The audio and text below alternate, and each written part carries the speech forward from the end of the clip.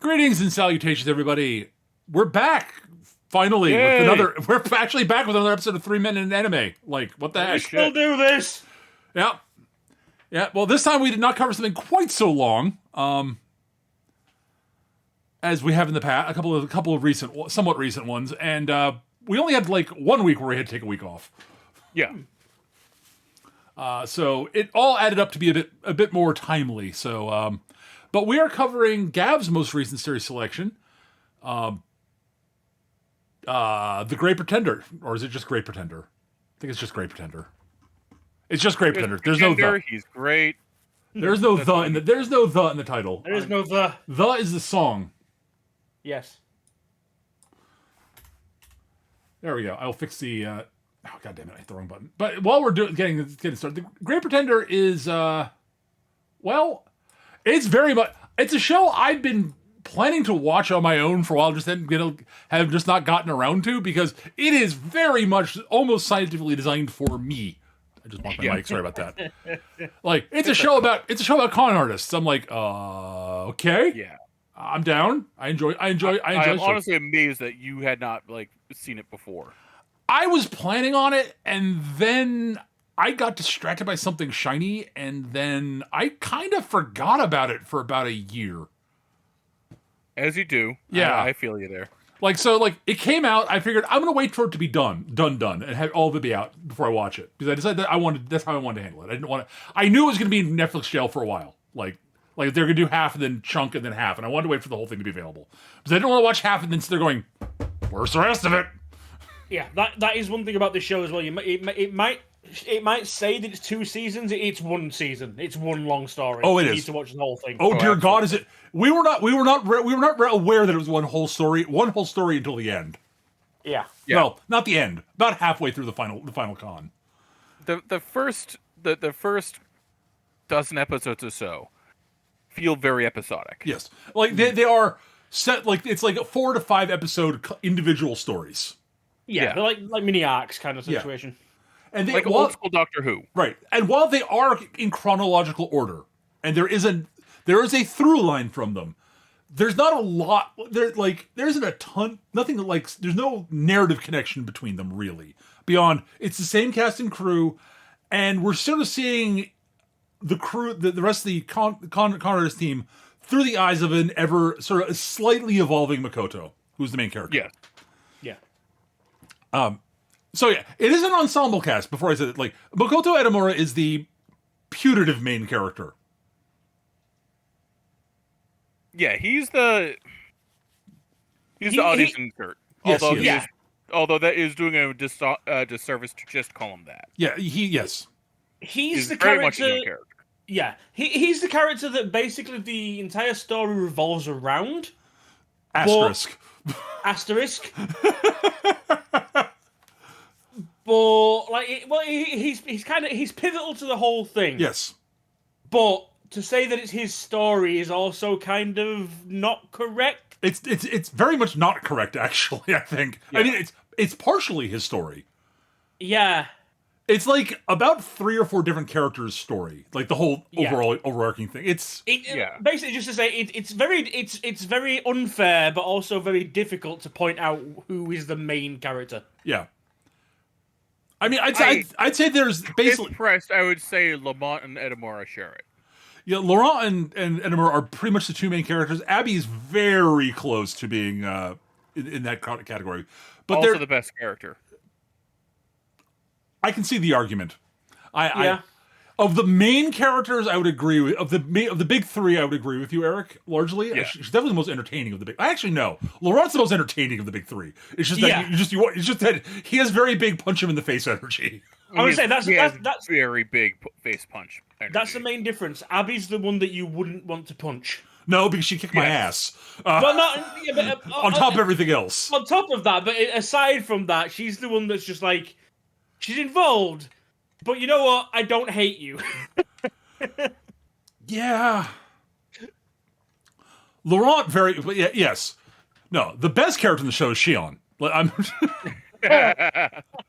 She's great. Shion is pretty great. I will But she agree with you is there. a side character, I freely admit this. Yeah.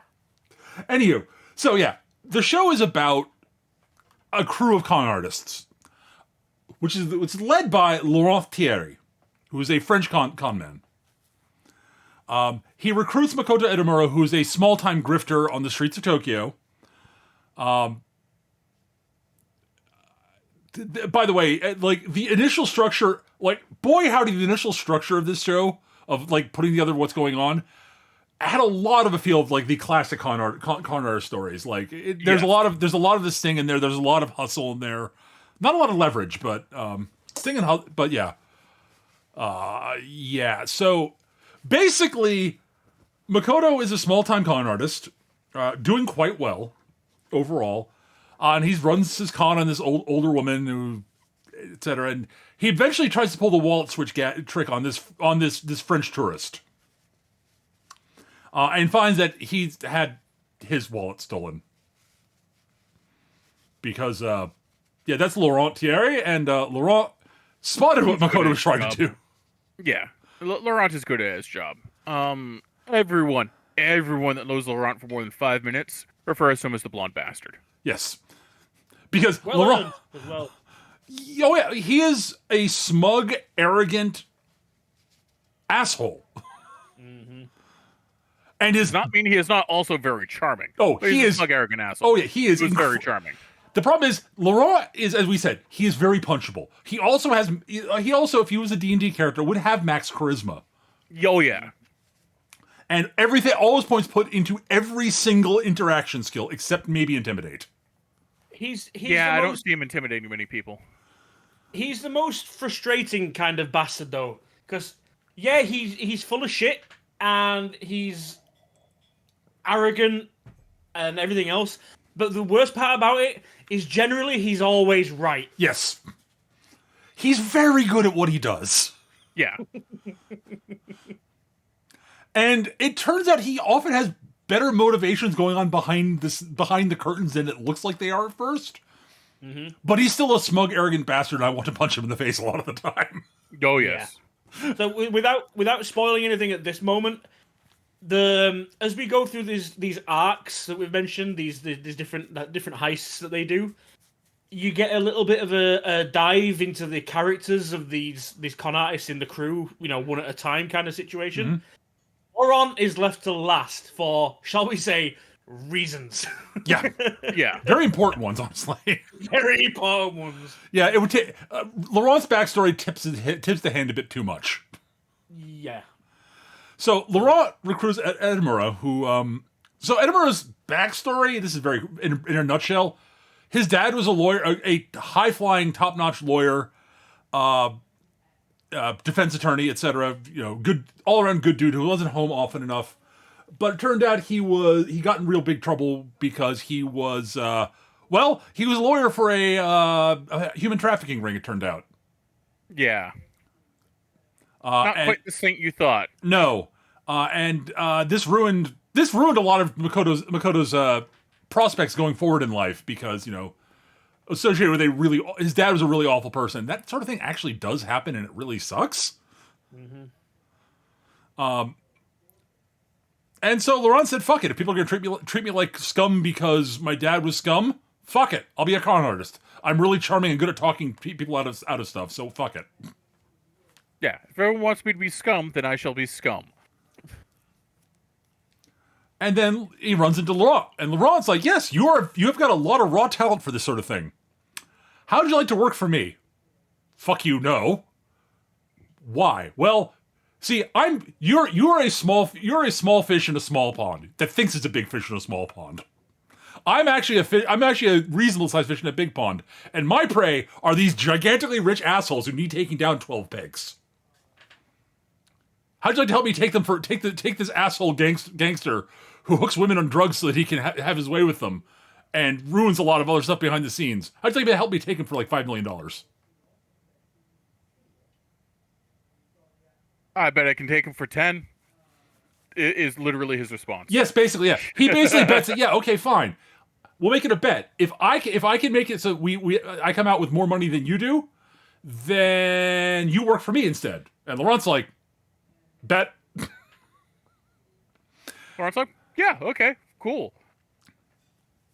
you can I can work for you, quotation marks, because let's face facts, like Laurent ends up in charge either way.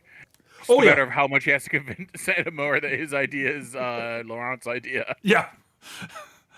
And so we start the little sort of con with the gangster boss, etc. They're basically conning him on. Basically, they're going to sell him they're going to sell him a new high flying drug to distribute on the market. And of course, they're not going to actually sell him one because that'd be stupid. That's not a con. That's just crime. Yeah, that's not a con. That's just crime. And you know, we're crime is fun and all, but not what they're looking for. No, they're looking to take this guy down a peg, not make him rich. This is against the. We want to take his money away from him, not give him something to make more money with. That defeats the whole freaking purpose. Yeah. Like, for reference, this guy that they're trying to take down is, shall we say, a rather subtle stereotype of a Hollywood producer with connections and influence and a reputation. Oh, he is not a reference to anybody whatsoever. Not at all, no. Or several people, really. He's honestly too good looking to look like that guy. This is also true. But he's an anime character. What do you expect? Yeah, fair enough. Also, by the way, Laurent, as punchable as is not the most punchable person in this show. Oh no, the guys they take are generally the most horrible people on Earth. Oh no, they're more horrible. But there's one person who's even more punchable than that, though. He's not really horrible. He's also the most punchable anime character I've ever fucking seen. Oh, is this the art dealer? Yes. Yeah. Yeah. What's her name? The redhead. We forgot about her. I was getting to that. Okay. So, those are it looks like that's the crew for the time being. We are rapidly introduced to Abby, who is infiltrated the Mark's place as one of his hangers-on lady, because Abby is a very attractive young woman. Peter, you seem to have knocked yourself away from your mic or turned it off or something. Can you not hear me? I can hear you, but you suddenly got really quiet. Did I? Yeah. Am I fine now? No. Sounds fine to me. Wait a minute. I know what happened. Did Eric accidentally bump his earphones out? Someone may have accidentally messed with their volume. Ah. Not saying who, but I'm pretty sure it was Gav. Okay. Yeah. Why don't we just blame it on Char Ansbell and he showed up and turned your volume down for no really Yeah, reason. he came zooming in at 3 times normal speed. He does that from time to time. Yes. At any rate, so Abby is she's posing as one of the gangsters hangers on, as it were. As a not very bright hangers on wannabe actress. So they give her the fake drug and she plays it up beyond what. If it wasn't for the fact this is animated, it would be way too over the top, her reaction to what she's. Yeah. But given it's animated, it works, honestly. And she sells it completely. Like, the way she reacted, I was like, yeah, that's because they haven't given away that it's an actual, not a real drug. The way she reacted, I was like, nah, that either these people have never done drugs or that's not a real drug. It's not a real drug. It's candy. But of course, the gangster buys it, and we're later to Abby, who is a lot sharper than she seemed at the pool, and a lot less friendly. Abby doesn't take shit from anybody. Yeah, I'd say she has a sharp tongue, but mostly she just punches you. Yeah. Yeah. I mean, she does have a sharp tongue. It's just not. That's not the dangerous bit. Not like, yes, she can flay you alive by speaking to you. You're lucky if that's what she does. With a sentence fragment. Like she does not. She's not verbose, shall we say? Not unless she's in character. Turns out she's actually a good actress. Yeah. I mean, she's not the best actress in the crew, but she's good. And just to reiterate, unquestionably the most dangerous. Absolutely. Like, not even close. Like, I think the closest might be Shion, realistically. And that's mostly due to the fact that she's an old Japanese lady who gives no fucks. And it seems like if they need a skill, Shion has it. Oh, yeah. Shion's just hyper competent.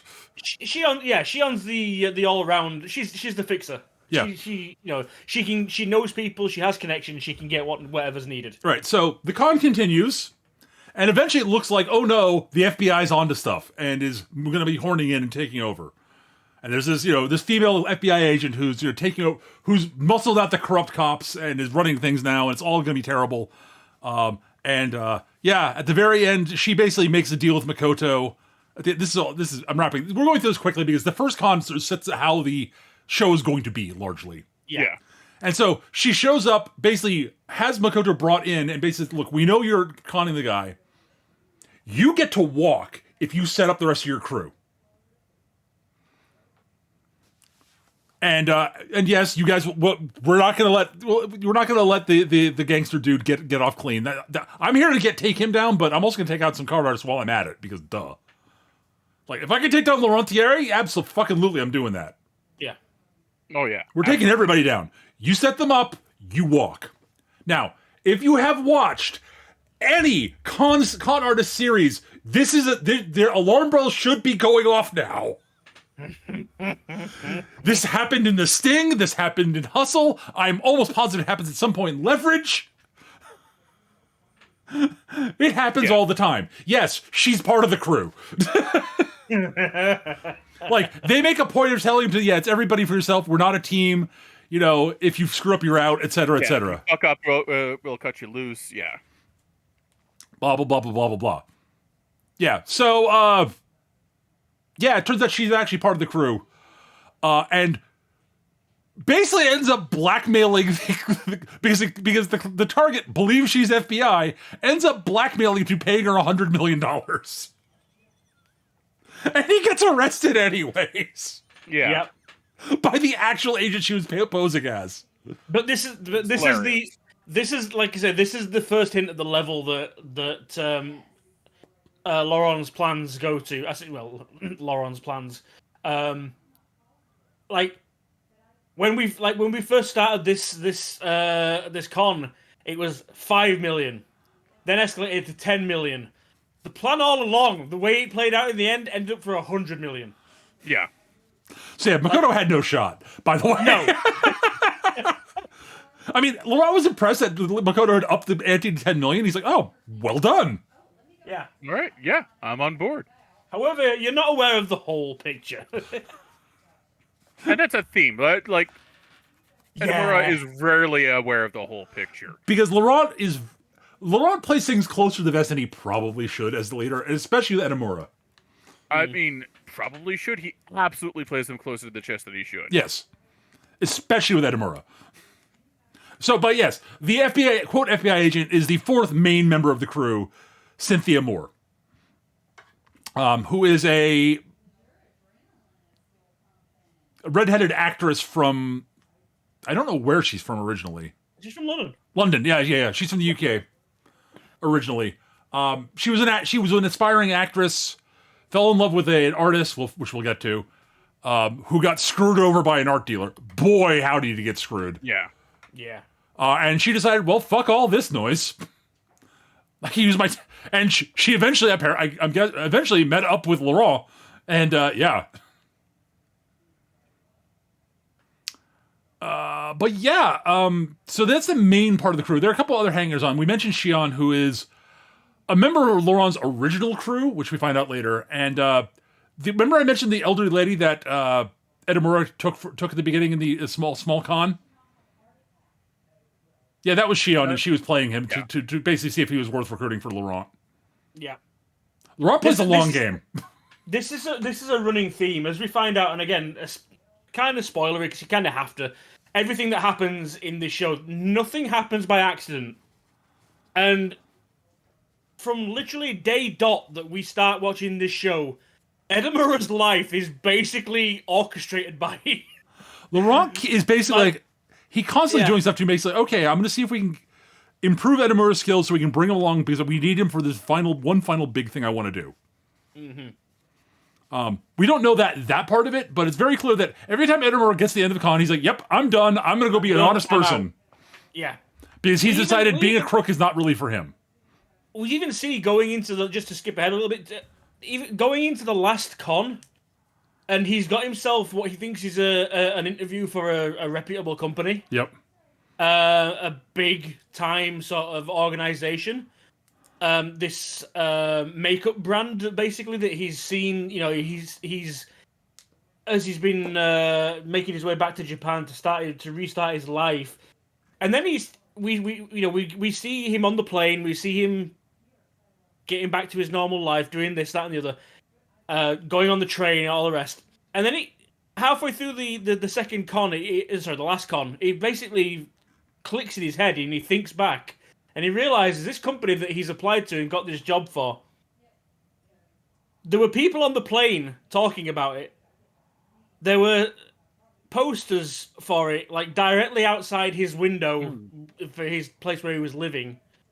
It was advertised basically everywhere that he tried, on his routes, and he's like, "God damn it!" Because he puts it together. Yep. That Laurent basically orchestrated him and put that subconscious, like, subliminal messaging to inclinate him to apply to work there because he wanted him there. It's fucking ridiculous. Yeah. Fucking Laurent. From day dot, from the beginning of the show, like everything that goes on is like every a time that he thinks he's made a break and got himself a job of his own, record of his own ability, his own skill. It turns out he was recruited. It was somebody working for Laurent recruiting him to train him for a job. This kid has no agency of his own and doesn't even know it. Well, he does have some agency. It's just that he's just being... Laurent is a master manipulator. I mean, let's... Yeah. It's actually kind of terrifying of how easily he just, has him jumping through hoops and he doesn't even realize it. Yeah, well... That's because, Laurent, like Peter said, he's a master manipulator. Laurent is very much the magnificent bastard. Yes. Mm-hmm. Not quite the Xanatos Gambit. No, and He's he does care more about his team than he lets on a lot of the time. Yeah. Sorry, no. He cares more about his team than he says. Yes. Yeah. But his actions say everything complete opposite every fucking time. It's like, you're not my family. And meanwhile, he's treating Abby like a kid, like his kid sister. Yeah. And Edamura like a favored son. Right. And Cynthia's basically his best friend. Yeah. And Shion is very much very much like a mother figure in a lot of ways, or an aunt. She's the cool aunt. She's the vodka aunt. Yes. Yes. I love Shion. At any rate, so that's the structure. That's largely the structure of the show. Is Edamura gets roped into a con by Laurent and all. They do the con.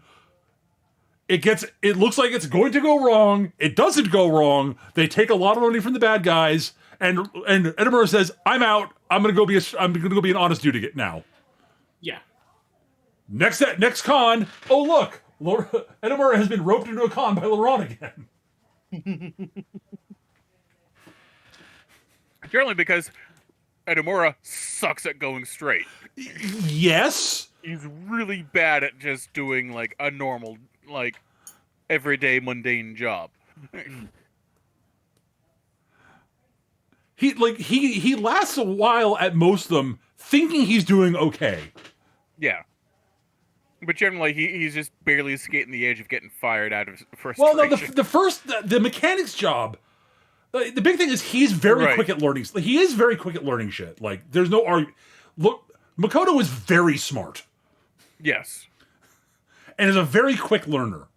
And is almost as charming and almost as good at charming manipulating people as Laurent is, just not quite.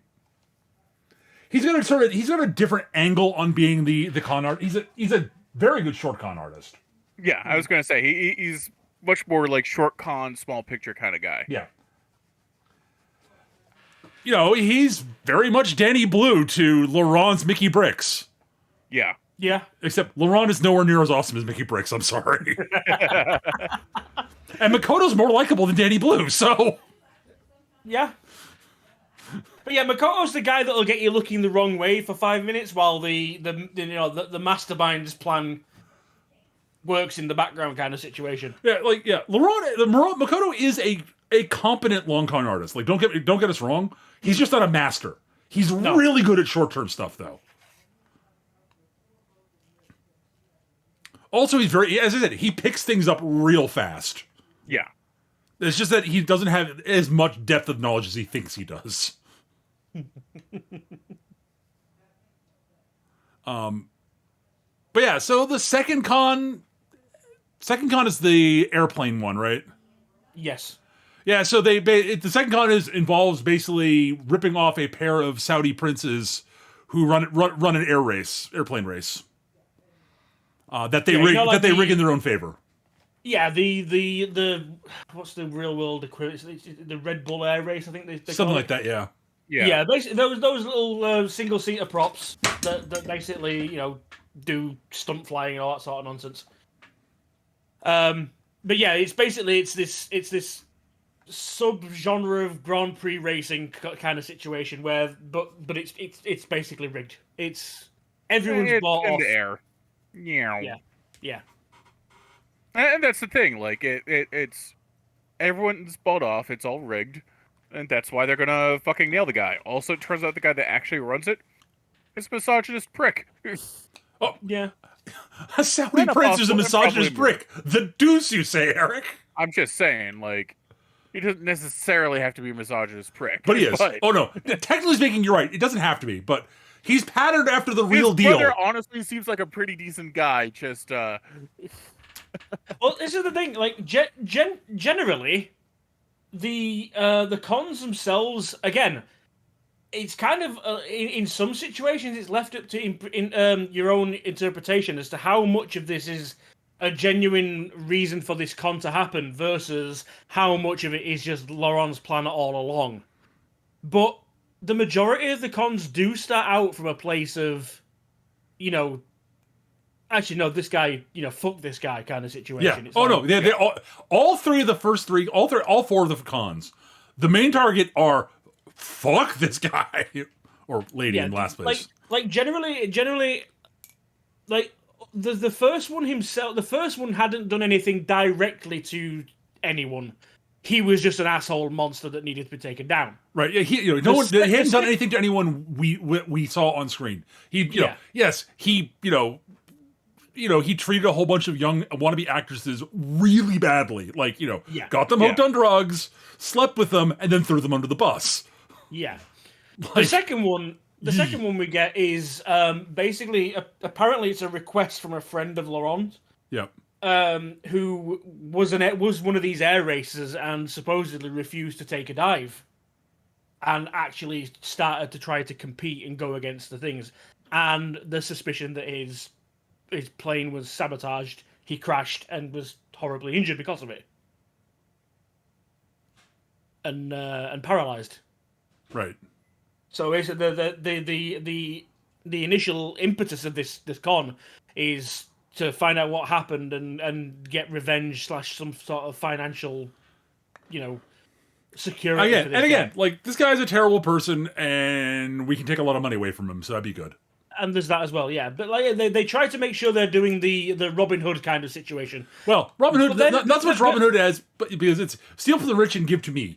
Well, yeah, but on top of that though, it's like you then have the grey area halfway through the con where it's like, was that the reason for doing this, or was this just all part of Laurent's plan? Was this the reason, or was this Laurent's excuse? Well, I mean, it's both is the thing. Like, yeah, as always. And I will say, they did give some of the ridiculous money they made from the first con to someone to a woman who had been hurt by this dude earlier. Yes.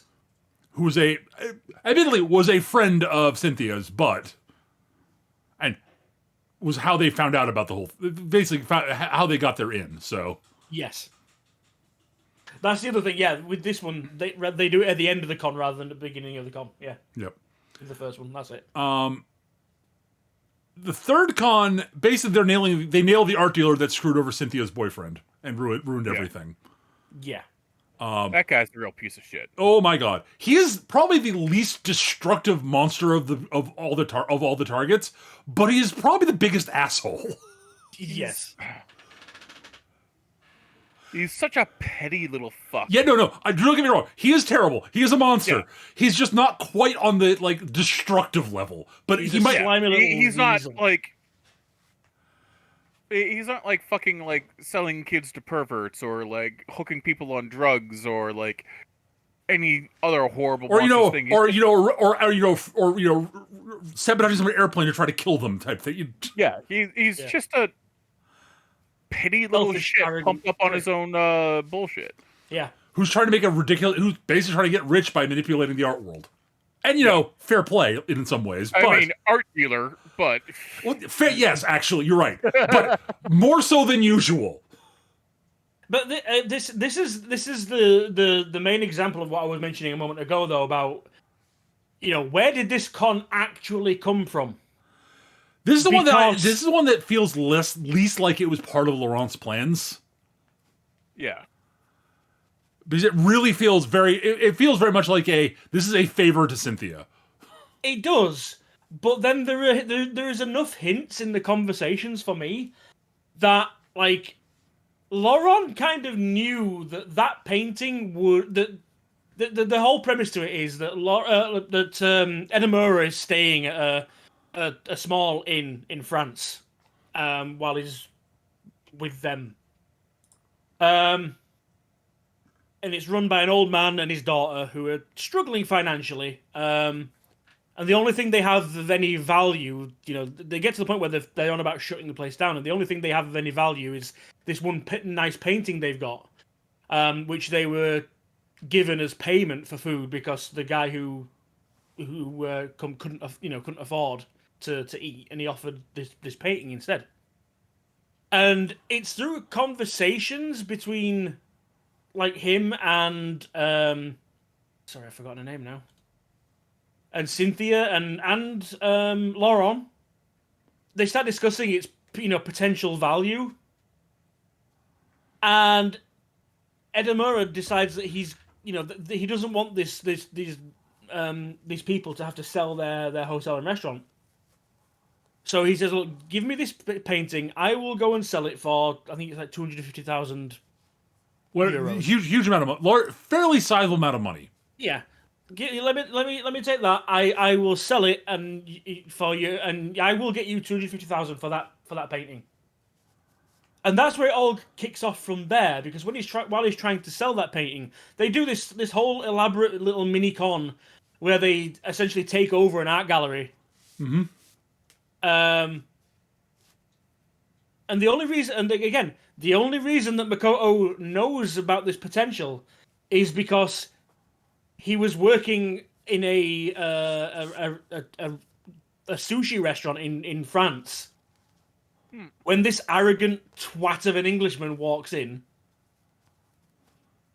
talking up his own self-importance about as a critic of all things, food, I have art, to whatever. say, the whole bit with the sushi restaurant is hilarious because they're Chinese. They keep calling into Mura Korean, Yeah. and he occasionally mistakes them for Mongolian, and it's hilarious.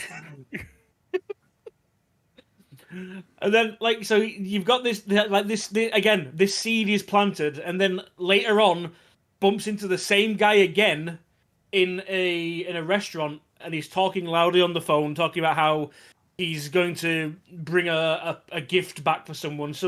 He's going to check out the local galleries, nothing over 250,000. Hence why he says he's going to go and see. And basically, the con is he's going to try and sell that painting to him. He's the mark. He's the target. Yes. And it's during this mini con that Cynthia spots the mark, realizes who he is, and it escalates from there.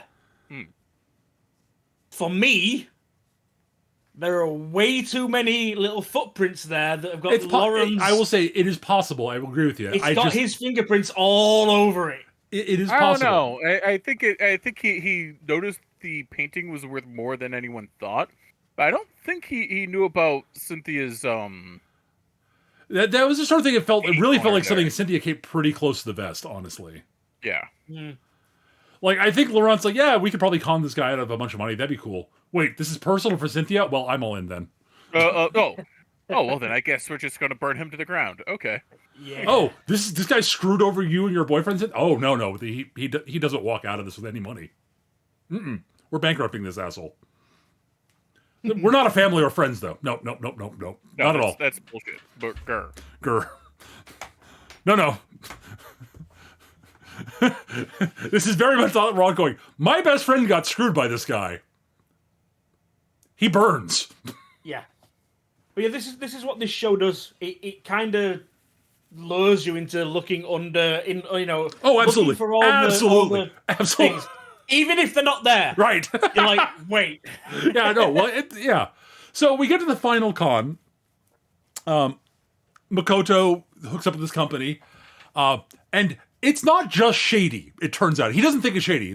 But they're willing to hire an ex-con, and he's like, okay, fine, cool, right, cool. Oh, you want me to come help you with this trade thing in Taipei, somewhere like I forget where it is. It's outside of Japan. I think it's Taiwan. Or Taiwan or something like that. No, it's Was it Korea? no, Vietnam. Vietnam. That's what it was. Yeah, that was yeah. And yeah, they're purchasing kids, and Makoto's like, oh fuck. what have I gotten myself into? Now, I've been watching this and listening to the way they're talking about the boss and all this stuff, and like all this stuff, going, oh, this screams Yakuza. Yeah. Boy, I was right. Yeah, a little bit. So, legitimately, it's a Yakuza operation. It's a crime syndicate, and one of the things they do is they do human trafficking. And so Makoto ends up like he's like, fuck. And eventually, stumble. I forget how does he stumble back across Laurent? How does he reconnect with Laurent? I forget. Does he call him in? I don't remember. Shit. I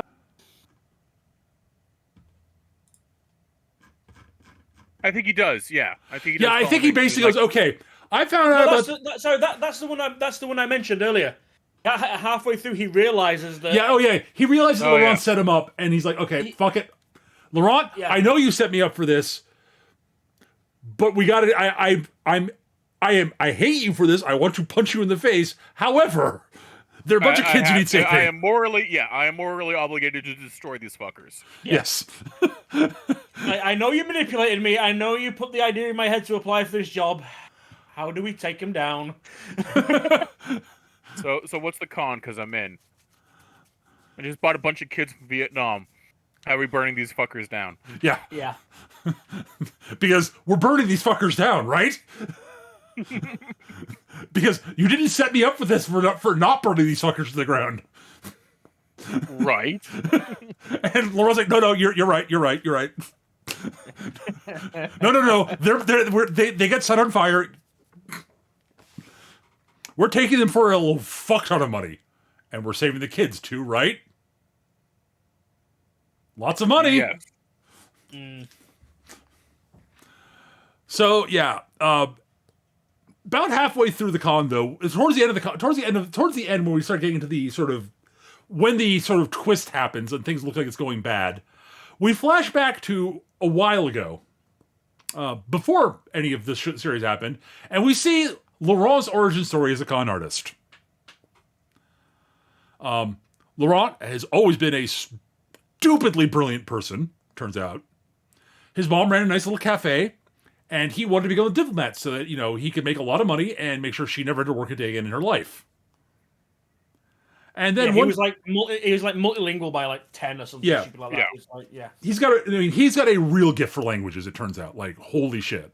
I mean, actually, that's pretty clear from the show, like before this. Yeah. Like we talk about his like charisma stepping through the roof. Yeah, he is multilingual by like Yeah. He's maximum charisma in any language. Yeah. There is no language barrier. he learned He's fluent in a lot of languages. Yeah. And yeah, so basically, his mom gets screwed up. Like this guy from this bank, working for a quote bank, I should say, basically takes advantage of his mom's dyslexia to basically rook her out of all her money and makes her lose the cafe, and everything goes bad and she dies young. And Laurent basically is like, well, fuck this guy, and decides to kill him. Well, first off, he basically doesn't go into being a con artist. He goes into being a card shark. Because he's brilliant at math, he's brilliant at languages, and he can read people. Turns out that's a really good skill set for being really good at gambling, especially card games. Yep. Well, it's one of those moments of weakness kind of situation. He managed to make a lot of money out of some very questionable people. Mm-hmm. And got he got the shit kicked out of him basically for taking people's money. Now, he didn't necessarily cheat them out of their money. No, he didn't cheat at all. He just beat them at poker. Yeah, he just beat the fuck out of them, and then they beat the fuck out of him. Yeah.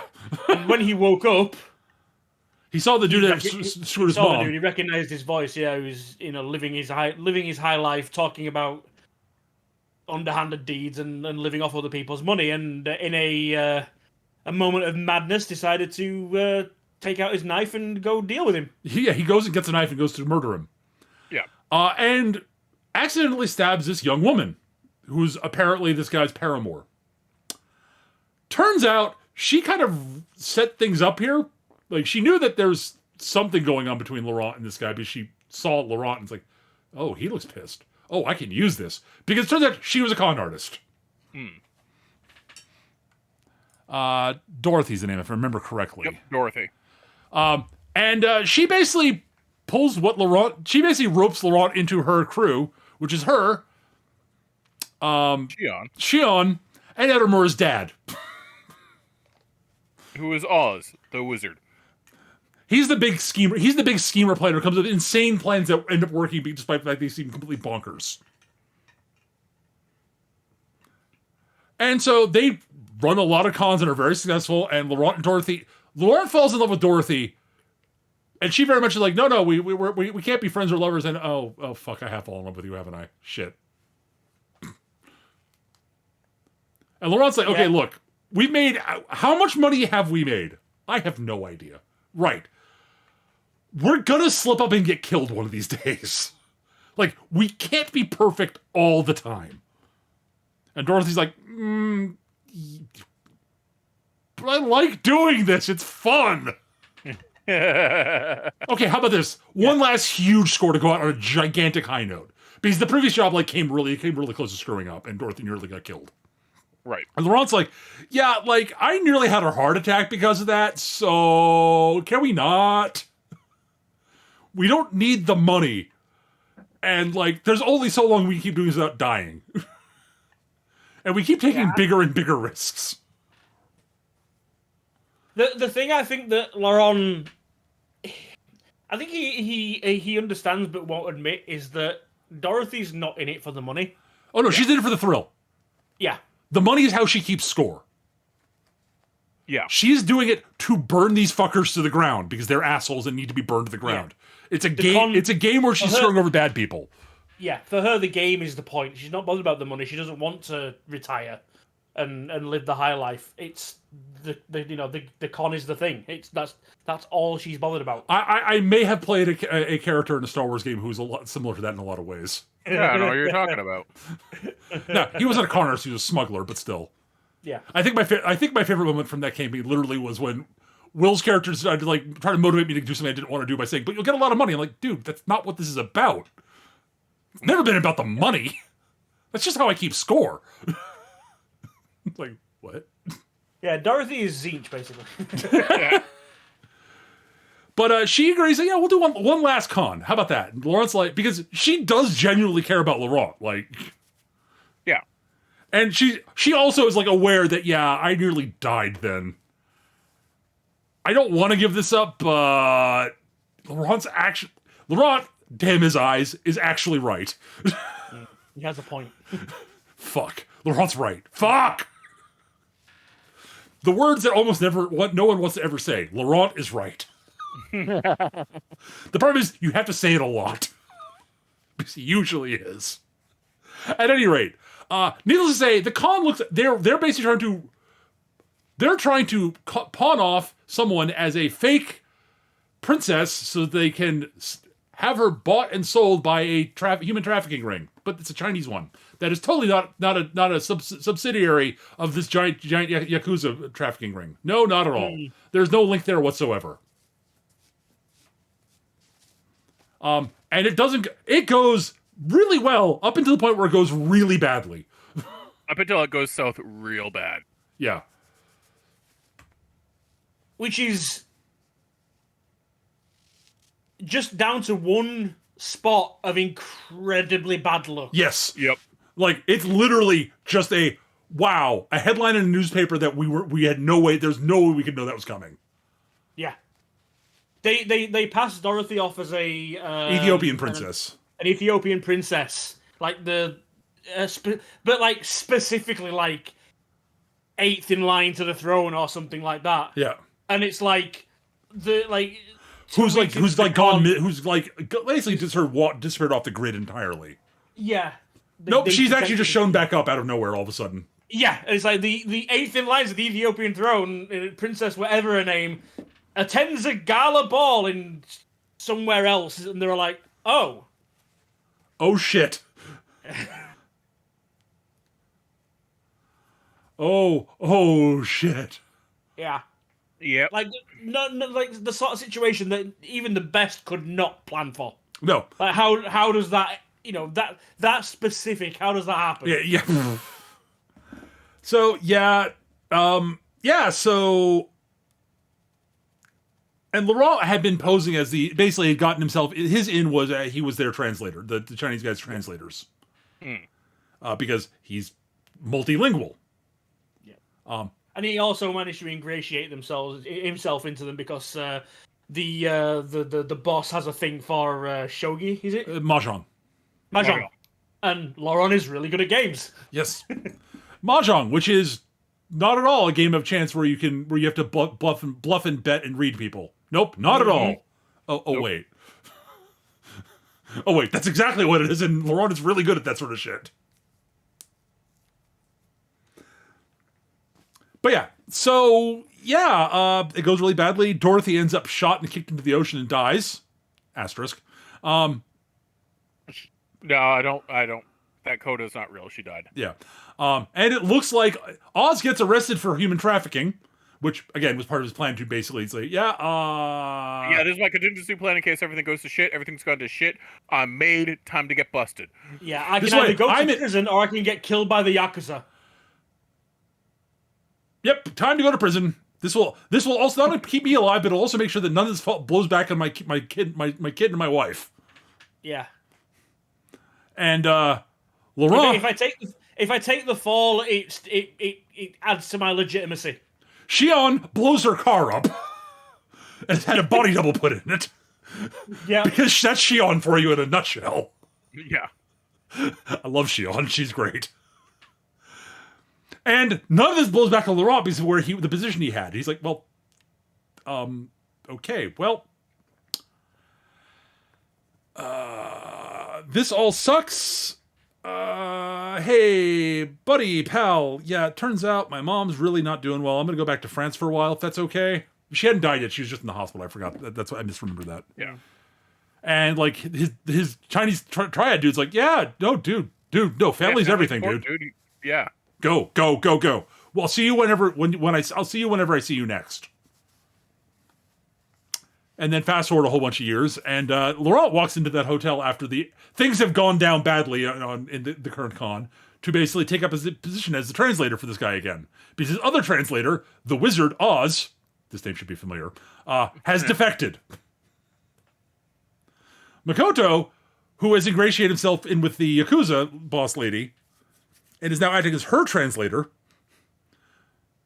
is righteously pissed with everybody. And you know what? Fair. Yeah. He's pissed with his dad for a number of reasons.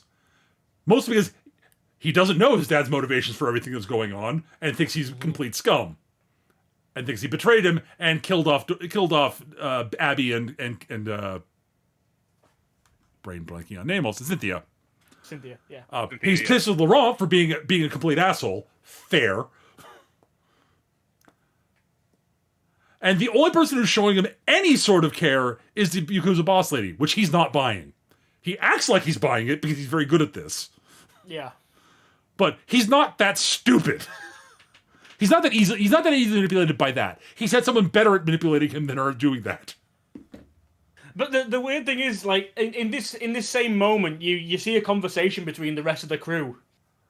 And it's like, you know he's gonna be pissed at you for like leaving him out of the loop, right? Yes, but can you imagine if we'd left him in the loop? And they're like, well, he's not that bad. And Abigail's like, no, he would have spilled the beans. He's useless. Now, here's the thing: he wouldn't have spilled the beans, but He wouldn't. But it's like, yeah, you have this whole conversation about like trust versus confidence and ability, and you know this whole like shtick they've had about, oh, we're all in it for ourselves. We're not a group. We're all individuals working towards the same goal. Yet you've got this like inner working of them all knowing each other and all that sort of stuff. It's like, yeah, no, they're a team. They're absolutely a team. Absolutely. And it would probably help if they actually acted more like one overall. It probably would. Yeah. But yeah, it's at this point where basically, like I say, I mean, but one other important note is Laurent's whole line about we're not a team, you know, if you screw up, we'll dump you, etc. That is all Dorothy's patter. yes. Yeah. That's where he picked it up from. It is his homage to his love, basically. Yeah. So if you haven't figured it out yet, because you should have done, because we did. Basically, this entire this last con takes place in the quote unquote second season. Yeah. Everything that's come before, the first three cons, the whole setup with Edamura, everything has been building to this con. Yep. It is the continuation, not the resurrection, the continuation of the same con that was Started by Dorothy. Yeah. Dorothy, years ago, including even to the point of Edamura's father going to prison for child trafficking, ruining his life in the first place, has all been one continuous through line to where we are now. Yep. All right. Before we wrap up what's going on, I want to say major spoilers going forward. Yes. Like, we spoiled some stuff. This gets wild.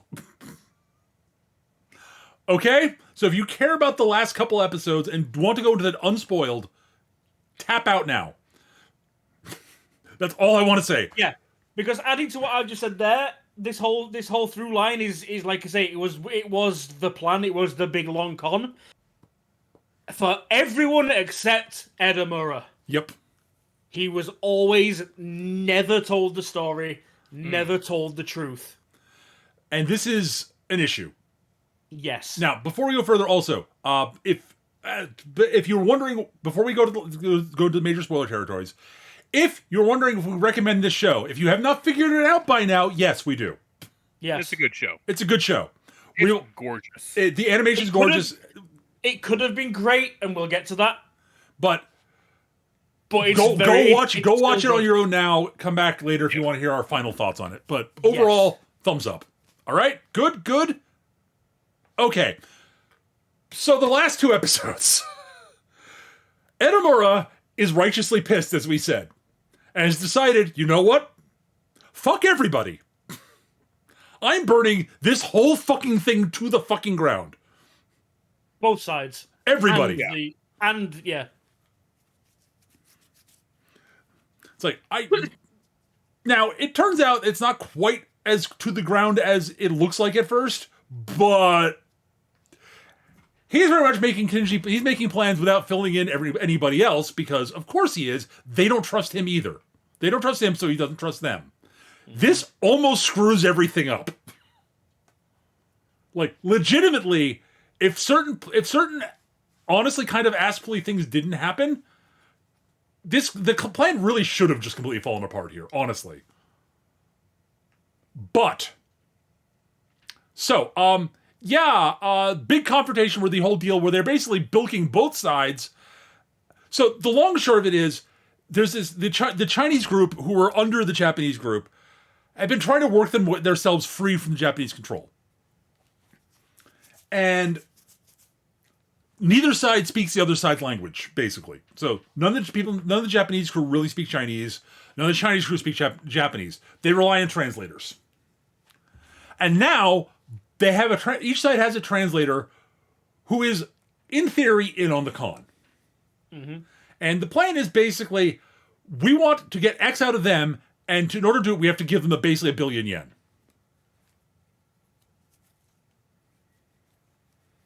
That's a lot of yen. It is. It's a lot of money. It's like $100 million, roughly, if I remember correctly. Roundabouts. Hang on. But they do manage to basically manipulate it to the point where both sides, because again, they're controlling the conversation. And they manipulate it to the point where, like, the Chinese believe that they have to pay 100 billion yen to It's get 100 out billion, of... sorry, yeah, 100 billion, sorry. Yeah, sorry, a billion yen. No, to you were get right, out you were of- right, it was 100 billion. I screwed that up. Okay.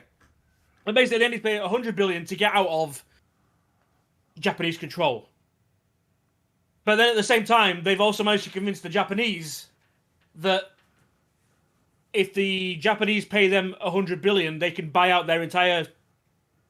They can own them completely. They'll walk away, they can install their own people and start again. Right, yeah. The upper echelon will walk away and they can actually just, like, restart with the new crew. Yeah. Yeah. So basically, they've got both of them planning to pay off the other side. Right. Meanwhile, both bosses are planning on murdering each other because, of course they are. Yeah. So all of this is going down, and the plan, the overarching actual quote plan, at least what it appears to be, is that once the deal goes down, the con artist team will be dressed up as SWAT teams, basically, police, show up and arrest everybody and take all the money as evidence. And then they will disappear, and then the money taken evidence will have disappeared. Oh dear, whatever would happen to it. And yeah, so while that happens and things are going well, and at which point they hear actual gunfire, and in storms the gangster boss from the first con. Yep. Who says, "Aha, This has all been a con, and I'm taking everything because I have actual guns. Those are all props." Isn't that right, Edamura? And Edamura's like, "Yup." Yep. And I got one on LeBron. Fuck you. I win. And LeBron is actually genuinely shocked by all this. He's like, "Wait, what the fuck? Wait. This was your plan, Makoto? What the hell?" But what? Because you do see Makoto like after every meeting, like after the reveal, and after every meet, he keeps having meetings with his dad. You see him calling somebody on his cell phone, and at first it looks like maybe he's calling like the boss or something. No, it's not. Who the hell is he calling? Oh, he's calling this asshole.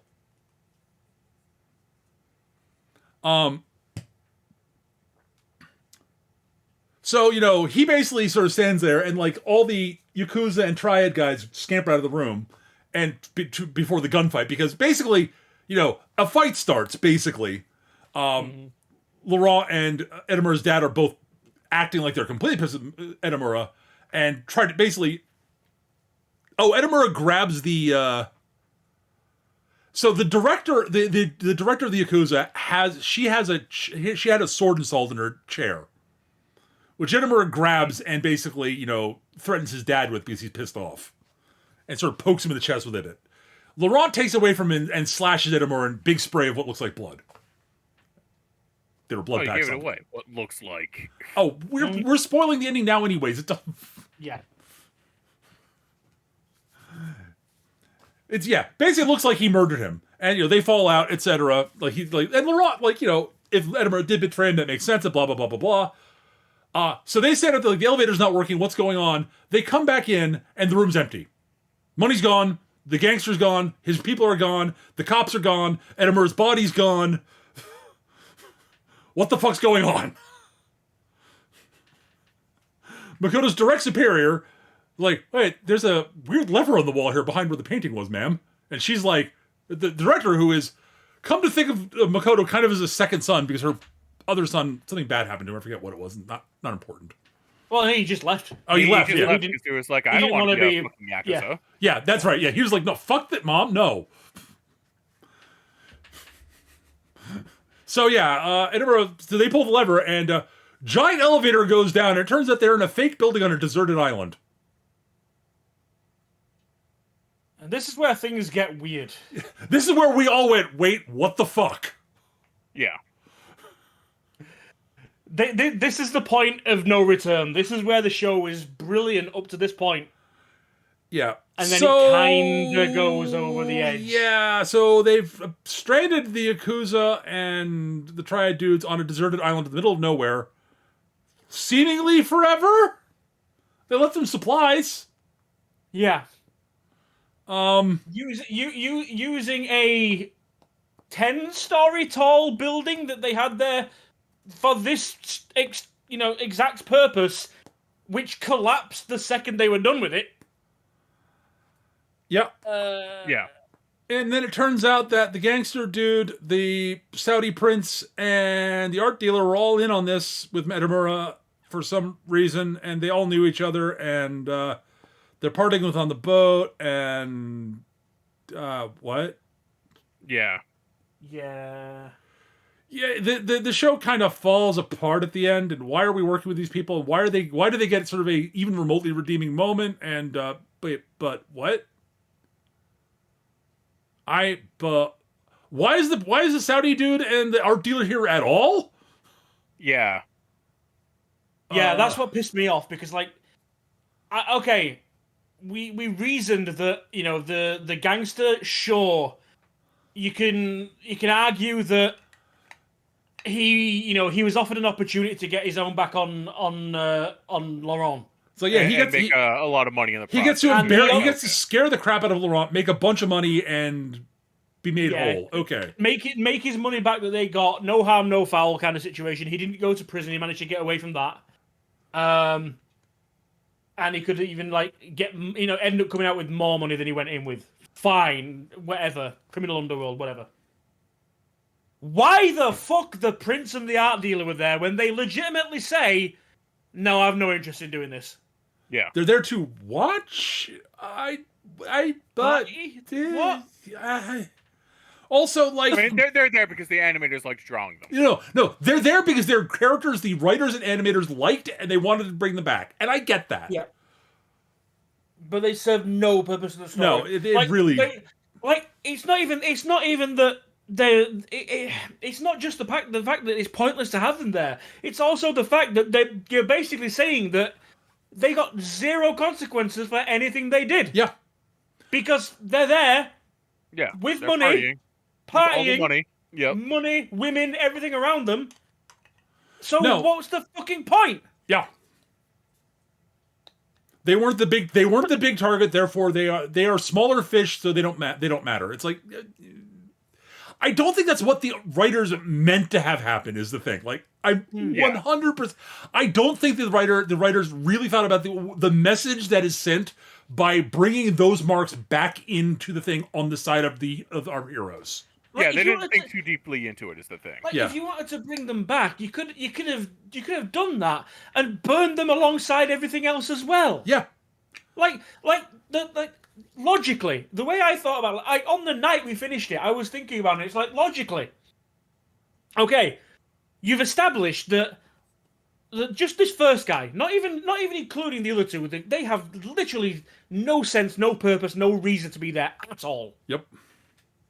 Even the first guy, okay, the guy that we know is a known drug supplier to Hollywood's elite, prostitute supplier to Hollywood's elite, and womanizer and destroyer of countless numbers of young women,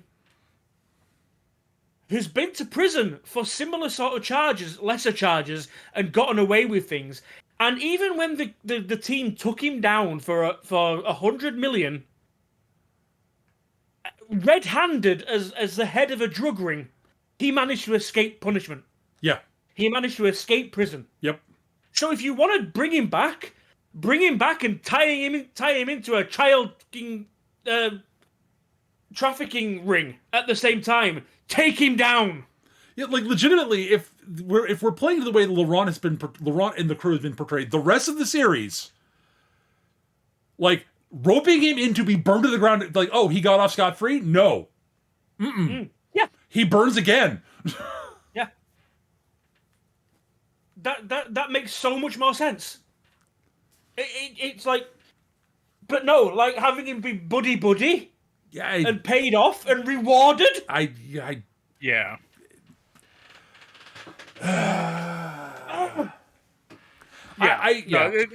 Insane. It goes against the rest of the narrative of the show. Is the problem? Is the big problem. It really does. It's really unfortunate. And then, Not as much bullshit has gone on in this show. They've always at least had a relative moral compass. yep. Hell. Like, yes. Oh Christ! They tackle subjects in this show as complex as an Iraqi girl who had her family killed during the invasion of Iraq, coming face to face with a US Marine who was part of that attack and forgiving him. Well, Yeah. so it being very complicated, being sort of forgiving may not be the right word, but moving on with her Dealing life. with it. Moving on. Deal with something Acquiring like some that. closure. Yeah. You deal with something like that and you can't stick this fucking landing? Yeah, the writing was good enough for most of the show that I'm really surprised they screwed up the ending this badly. Like as we said, like it's not as they didn't screw the ending up as badly as the guy who did Kato the Right Answer screwed up the ending. Where Yeah. At least they didn't pull a Kato, is what I said when we finished. yeah, and I agree completely. Like it didn't start from as high as Kato, but Yeah. Well, and the thing, the explanation we came up with is it's a trigger ending, just without the aliens. It's the what the fuck. Yeah. But the problem with this one is, rather than just being fucking weird, honestly, based on the setting of the rest of the show, it's not just weird; it's fucking offensive. I'm going to be perfectly honest. Like, in defense of Trigger, with the exception of Darling and the Franks, at least their batshit insane endings, like, actually further the overall thesis yes, of the show. no, they do always. Yeah. Darling Franks didn't, but that's part of the problem. Darling and the Franks. Darling and Franks had a lot of problems. Right. This, they were going for a twist ending, is what they were going for. Yeah. Legitimately. They wanted a big blowout, like, look at what we can do ending. Right. And they just. They were going for a Usual Suspects type twist, what the fuck ending, and they got Michael Bay. Yeah. Explosions and nonsense. And explosions and nonsense can be fun and good. Bay has done some very entertaining movies. But they are not. Even do the lunatic, like, over the top Trigger ending with this, without, Yeah, you know. Yeah. No, it's the wrong style of ending. And then the coda. The coda didn't happen. There was no coda. What the fuck are you talking about? Oh my god. There's nothing that. Because they can't help but just keep poking at it. So we're going to say the thing that didn't happen is reveal that Abby's not dead, No, but she has amnesia. Dorothy. Sorry, yes. Yeah. Dorothy's not dead. She has amnesia. The end. But except she doesn't. Oh, she's starting to remember stuff. Yes, but She's starting to remember stuff. So that again, they're playing the whole up. Was she conning Laurent because she knew she wouldn't be happy? I don't know, and I don't care. Yeah. Her being dead makes the story make sense. Unfortunately, Yeah. Yeah. Like, they literally unraveled and undid their entire show in the last not in 5 minutes, last 10 minutes of the episode. Oh my god. At any rate, long story short, the last 2 episodes are very disappointing. Yeah. This does not undo the fact that you can't skip them. You can't. No. There's no end point beforehand. no, there isn't. It's like it's intrinsic to the story. The only reason that ending works is because Makoto contacted the original Mark. Yep. Yeah. It's worth watching the whole thing. The previous 21 episodes are all really good. Like, really good. That the last 2 are merely making you go, oh, they could have stuck the landing. Yeah. I mean, for all of the ranting and fury, like if the rest of the show didn't impress us so much, it would. Yeah, would like honestly, like the rest of the show was so good that this felt bad. Right. Yeah. And in a mediocre show, this would be like, oh, okay, whatever. It honestly feels harder to fuck this up the way they did than just to tell the story out. It just doesn't feel like the same writers to a degree, weirdly. Yeah. But at any rate, like, legitimately, like, you stick this ending on a lesser show and be like, oh, that was actually kind of a fun ending. It makes no sense, but whatever. Yeah. And a show that's generally made sense the entire time, it's really disappointing. But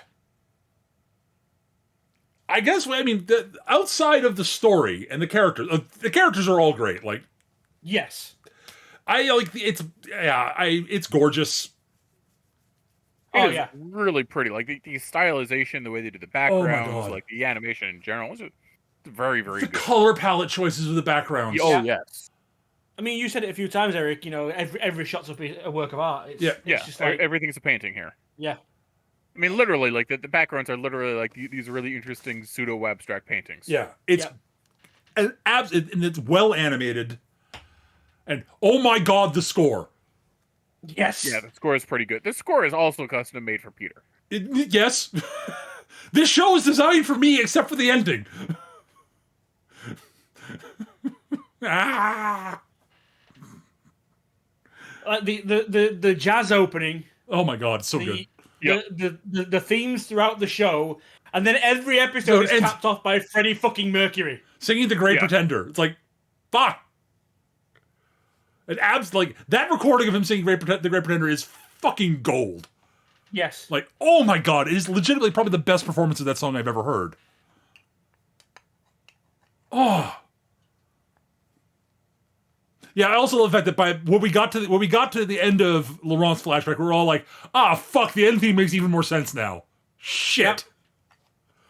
Yep. Fuck, the ending is perfect. The ending, both the ending music and the animation for the ending for each episode is so perfect. Oh, you bastards. Yep. Oh, they were giving it away in the ending. You utter bastards. Oh. At any rate, so I guess we can go into final thoughts. Yeah. All right. So I guess me, Eric, then Gab. This is Gab's series selection. All right. So my final thoughts in the show. Again, it's a show that was largely like, it's almost like someone said, "What would Peter like in an anime series?" Oh, look, it's con artists taking money away from ultra-rich assholes. With jazz and Freddie Mercury at the ending theme, and the brilliant score, and abstract art for the backgrounds. Like, yes, I want to watch this show. And I loved it. It was great. And then, and God, like, it's just, like, the character writing is so good for so much of the show. For all of the show. Like, I don't think we've gone into, like, legitimately how well written the character, like, we've talked about how much we like the characters. The characters are all really well written. Their motivations are always so consistent throughout the show. Yeah. And, like, they all have a little, like, they don't, like, Makoto and Abby are the two that have the most development as characters. Abby moving a bit, be able to move past her tragic past, and goes from being, someone who's borderline suicidal and,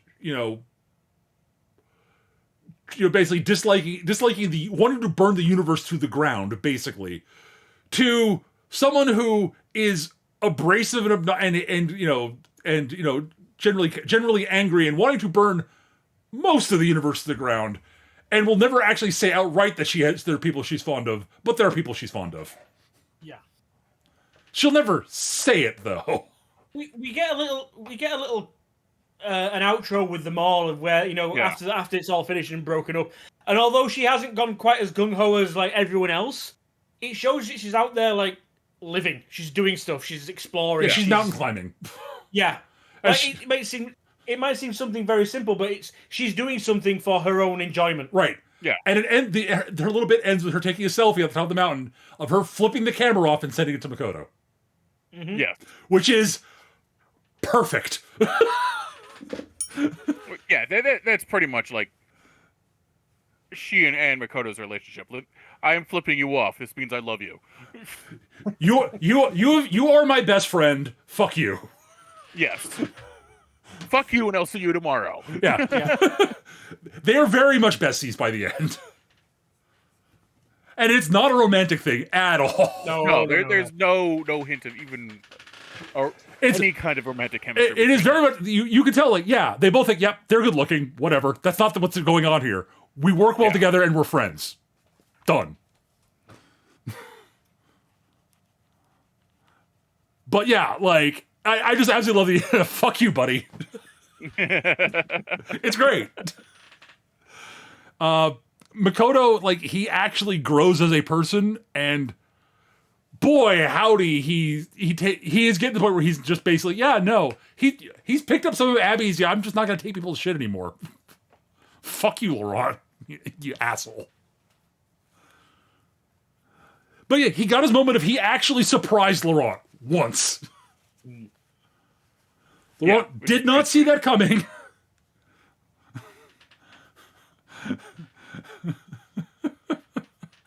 And Cynthia's and they did rescue all the kids, which is great. And it's very clear Cynthia's taking care of one of them, which is actually really sweet. Yeah. Like, they're all making sure the kids are well taken care of. Yeah, no, yeah. They talk about how they didn't actually make a lot of money on that last one, and it's like, oh, yeah, they bought all the kids. It makes sense. Yeah. Well, they actually mentioned the as part of the original con back, way back when, one of the parts of it was Oz using his contacts as a lawyer to basically foster all of these children and find them homes. Yep. And that is still the plan. That's what happens. Every single one of them gets bought, gets fostered, gets rehomed. The scene with Shion and Edamura's partner from Japan, who helps out every now and again. They're hanging out. I don't know if there's a thing between them or anything, but they're hanging out, and the old dude's like, "Oh, it'd be so cool to have a kid." He's like, Shion's like, "You cannot be trusted with a child." But yeah, Shion is the best. Cynthia does adopt one and nurtures his talent for art. Because history. But yeah. Oh my god.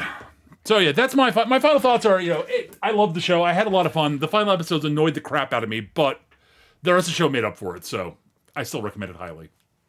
Eric? All right, so I really like the show. It's beautifully animated. The characters are all really enjoyable. I love Abby's sort of acerbic, one or two words response to everything. Like, I really enjoyed Abby in general. Even Laurent, the world's biggest asshole, he's a really entertaining asshole, and you can't help but root for him. Even if you're hoping he gets taken down a peg. Because he kind of deserves it, because he's Laurent. He's an asshole, but he's not a dick. Yeah, Peter's right. Edamura grows. Shion's endlessly entertaining. Cynthia is a great counterpoint to Laurent. Oh yeah, she's great. They play off of each other really well. I really didn't say enough about her, honestly. Yeah, I don't think any of us did. She deserves more. Or you could just watch the show and enjoy Cynthia. Watch the show, enjoy Cynthia. Great. She's great. Her particular arc, and the actual the final payoff of it. Oh yes, so good. She's great. She is a force of nature. She's merciless. But yeah, no, the show's gorgeous. It's the stylization of everything is amazing. I really enjoyed it. These gorgeous backgrounds. The everyone moves well. Like nobody really goes off model for any reason. It's well animated. It's really well written. I really enjoyed everything up until the ultimate episodes. Honestly. Yeah. And even then, I was just sort of like, they weren't that bad, but they do undermine everything else about the rest of the show. And the rest of the show is so good. Yep. Yeah, it's a case Like- of it was disappointing. The ending was disappointing, not like terrible. Yeah. Like, for all the ranting, like, we've seen much worse endings. Oh, to God, much yeah. worse shows. And we've seen much worse endings to much better shows, looking at you, Soul Eater. Oh my god. But, Ugh. but yeah, like, it's a good show, and I really do recommend it quite a bit. Like, it's gorgeous, and it's smart, it's fun, the cons are all entertaining, the marks are all suitably vile, like, yeah. Yeah, no, you're never like you feel sympathy for exactly one of them for about a minute. Yeah. And then you go, wait, no, they're a complete fucking monster. And you Fuck. feel that the last con does a good job of making you feel sympathy for the Yakuza boss. And Oh. then you remember exactly how she makes her money. Mhm. And you're like, oh no, you're horrible. Okay, yeah.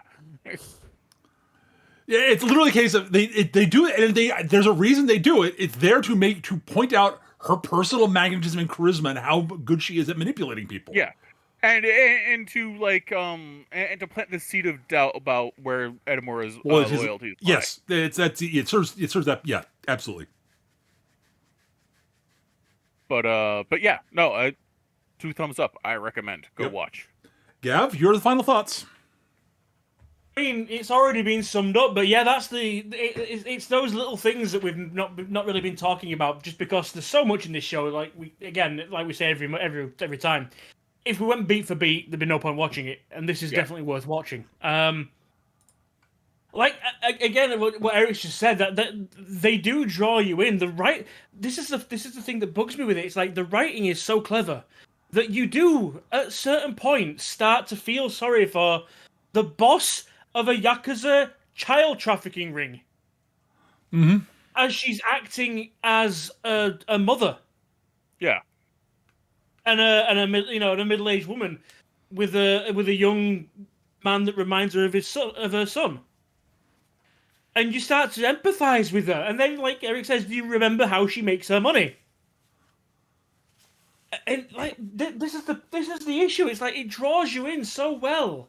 Like there's toadies that work for her that you like, yeah, fuck off, get in a wood chipper, whatever. But and the Chinese guys are such, in contrast, are such sleaze and vile, manipulative little shits, or brutish, brainless thugs that resort to like the most basic tactic they can possibly think of. But you've got this head that's like, you actually kind of want to see her. I kind of almost get away with it again until you remember what she is. Of all the marks that get away with what they got away with, like, Yeah. this is why the ending is so frustrating. You let them all off the hook. You spend so long making us like one of the marks, and you let the rest of them off. You reward them. And I'm not advocating for rewarding and letting off the Yakuza child trafficker. But you let everyone else off. Why? Oh god. Yeah, like I will stand by that comment. It is harder to fuck this show up the way they did than just finish the fucking story. And that's my final thought. So yeah, it's a show we all really liked, and we wish they'd stuck the landing. But Yeah. God, it's worth watching for everything else, though. Yeah. And Absolutely. I admit, maybe there's something I'm misreading in the ending. I don't think I am. I hope I misread something and I just missed something big time, and the ending makes more sense. The problem is that we've talked to other people about it, and they all agree with us. So Yeah. Yeah. it's a real shame. All right, so that's gonna do it. That's Great Pretender. Boy, howdy, it was 21 of the 23 episodes were great, and the last two were at least entertaining. even as frustrating as they were still like, again, Big Dumb Spectacle was fun. Like, it's just like, but what? Mm-hmm. Oh, God. So yeah, that's it for this episode, I guess. Oh, right. I gotta pick a show, don't I? Something. Yep. Fuck. Gotta pick something. All right. I've been sort of waffling. I've been waffling between doing something new and something old, basically. And I haven't decided yet. And I'm gonna grab a D6 and I'm gonna roll. And evens, it's gonna be new. Odds, it's gonna be the old. The evens will be the new show I'm thinking of, and the odds will be the old show I'm thinking of. Evens, it is. All right. So we are. I gotta actually hang on. I gotta look this up because I gotta get the name right. Because it's one of those shows. All right. All right. So the title of this show is a mouthful. I've enjoyed it very much so far. It is not finished yet. I believe the final episode airs this week Okay, fair enough. of the season, unless they're going for more than 12 episodes, in which case I'm sorry. But we're going to be watching. Okay. This is one of those titles, and I apologize. The Magical Revolution of the Reincarnated Princess and the Genius Young Lady. Oh, you've been talking about this one. Yes, Okay. we're doing this one. I'm glad I didn't get around to starting it last night. Okay. There you go. Yeah. It is technically, and I mean only technically, an isekai. Because what isn't these days? A lot, but yes. Honestly, this is less pandery than some of the not isekais, so, you know. Yeah. Like, there are a bunch of... It's not an isekai because it's someone reincarnated into the future of their own world. And it's a fantasy world to begin with.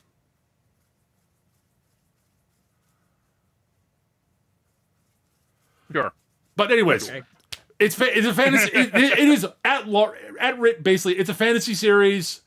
Yeah. We're going to check it out.